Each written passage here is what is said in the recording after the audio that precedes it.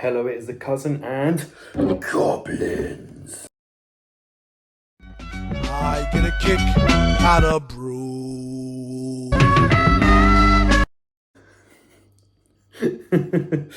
Yeah, that's right. I have two hobgoblins here, Hobgoblin Gold and Hobgoblin Amber. And you're thinking, what the fuck? You've already tried these beers. Well, that is true. But we are adding another goblin to the party because we are doing none other than Hobgoblin Original IPA. Ta-da! Okay, so putting these down here for now. This is Hobgoblin Original IPA, 5%, insanely hoppy, bitter and juicy. I'm hoping this is refreshing because my mouth is actually quite dry. Hobgoblin IPA, an IPA with legendary status, forged from the finest hops, famed for its taste explosion of hops, grapefruit and honey, leaving a juicy bitterness to finish. That's why it's called IPA, iconic pale ale. But you already knew that. So, grapefruit I'm not a fan of, but honey I am. And this Hobgoblin escaped my radar a little bit because I thought the IPA one was green, but turns out that's Session IPA, I think. And then there's this, well, what is this? Turquoisey one. So we got a little Hobgoblin guy there with his berry. I've said before that I think the gold and amber are probably the two best colours for this. We've got amber and gold here. I'm not really a fan of the bright colours, although this is a very unique one. I'm just going to put these two to the side here. This is a unique one, but I don't think I'm going to enjoy it as much as these two. So far, the gold one is the better one, but yeah, there's another Hobgoblin and there's also another Fuller's, which I'll do tomorrow after this one. So not in the same day, like I'm recording this today and this will be released tomorrow, and then tomorrow I'll do that one and that'll be released the day after. So you should be watching this on Tuesday. But and this is basically a continuation of this series. But yeah, this is not the worst colour choice I've seen for Goblin. I don't think the blue stands out as much. I think because it's turquoise, I mean, it doesn't. I mean, the stout one's got more of a greyish blue. This one's a bit more turquoise. It's not the best one.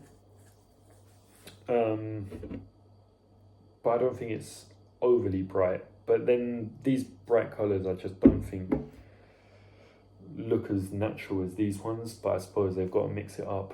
Although I do like the bottle cap, which has a blue goblin there. So let's go into, or hobgoblin should I say. I don't know if you can see that, but it looks almost red. Yeah, you can kind of see it there. So let's go for a 360. Rotating the bottle round, we got the blue hobgoblin on the front, going round to the back, got all the boring shit, and then along here the engraving, the neck seal and the bottle cap. It's actually quite cool having all the goblin bottle caps. But oh yeah, for design, I think I've given these a 4. Yeah, I reckon I could give this a 3.5.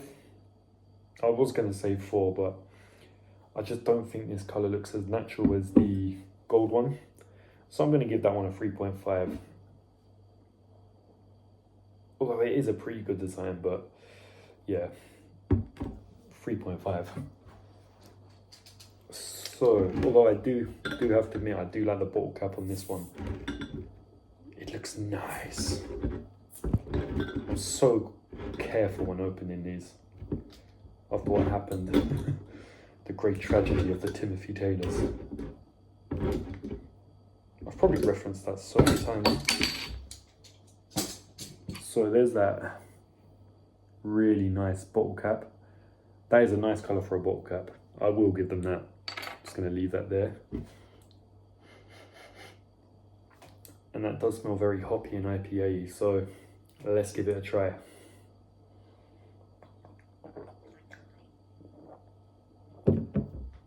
Oh wow. That hoppy grapefruit taste really does hit you. That first taste was a bit like, whoa. But as it goes on, it's not too bad. So that's the first taste out of the way. Am I going to do a J. Ashley Spencer and be like first taste, second taste? Yeah, I actually like what he's done there. I think he's used my system of doing the card thing, or he said he would. What else did he do? He's definitely borrowed something off me. So in turn, I'm going to borrow the first taste test. First taste, you get the flavour. The second taste is what you get throughout the rest of the beer. Something like that.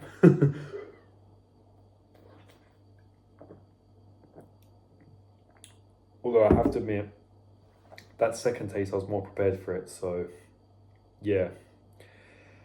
Although I can't say this is my sort of thing. Straight off the bat, the only time I remember doing an IPA and being like, wow, this is good, was the first ever Brewdog one we did, which was just Punk IPA. I was like, that's not bad for an IPA. Weirdly, I like the session IPAs, the double IPAs, but just not the standard ones sometimes. And this is falling into that category where I'm just like, meh. But we will drink on. I have to admit, in these videos, I have been drinking down to about there now. Sometimes I'm not even drinking them down to there before finishing the video. And then as I get towards the end, I'm like, actually, let me change its rating. So we're going to try and not do that on here. What did I give its design? 3.5. Is that a bit harsh? Nah.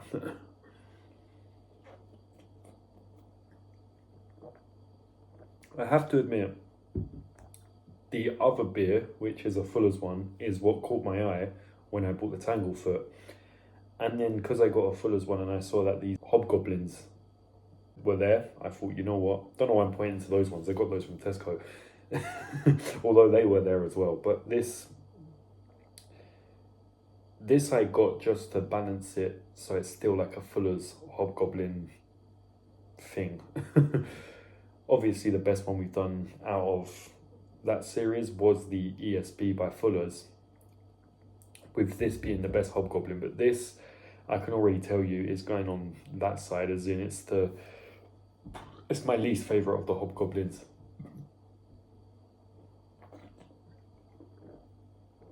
I'd also put it below Dark Stout, and I don't remember what my rating for Ruby Beer was. Maybe I'll have to try that one again. Yeah, I wish I kept the Dark Stout bottle cap, because then I could have got the Ruby one and then had the whole set. Oh no, I'd need the Green Session IPA one. But yeah, for taste, I'm not scoring this any higher than a 3.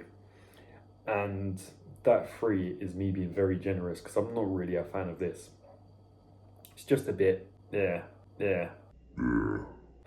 I'm not getting any of that honey, but I'm getting a strong grapefruit taste, and I'm not a fan of grapefruit. When I did the Elvis juice by Brewdog, I instantly didn't like it, and this is more in that direction. It's not bad. There are maybe the texture of it or something about the taste is all right, but it's never going to go above a 3. It's a low scoring 3.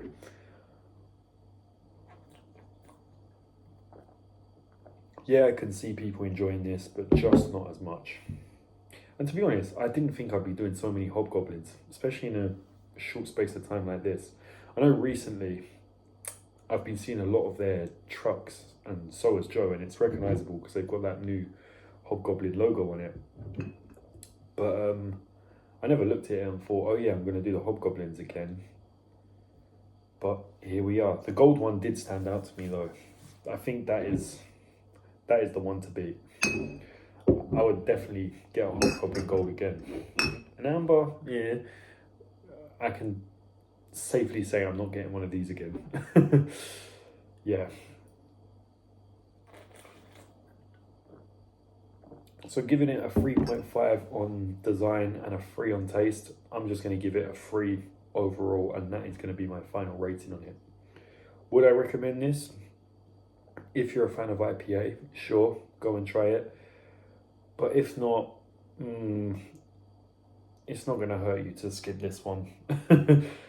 Not really been a Hobgoblin fan, if I must say. Personally, I think gold is the better one to go for. Amber, and you're going to have to watch the dark stout and ruby video to see what I say about those, because I honestly cannot remember. I'd say the best thing about this is just this this turquoise bottle cap. Is that a reason to buy a beer? Not really, but we do take design into consideration. Oh, do I have to break these off? Yeah.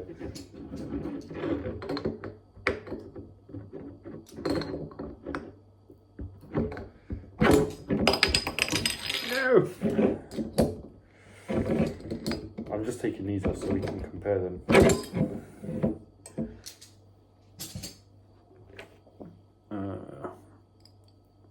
Can I hold these so that you guys can see them? There you have it. It's like the Infinity Stones. Dun dun dun dun dun dun dun. Dun, dun. See, I will click my fingers, but these are all going to fall off, so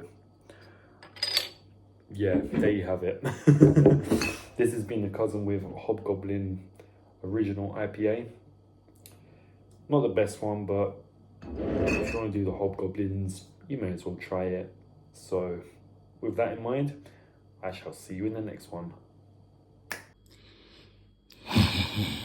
Another cap to my collection.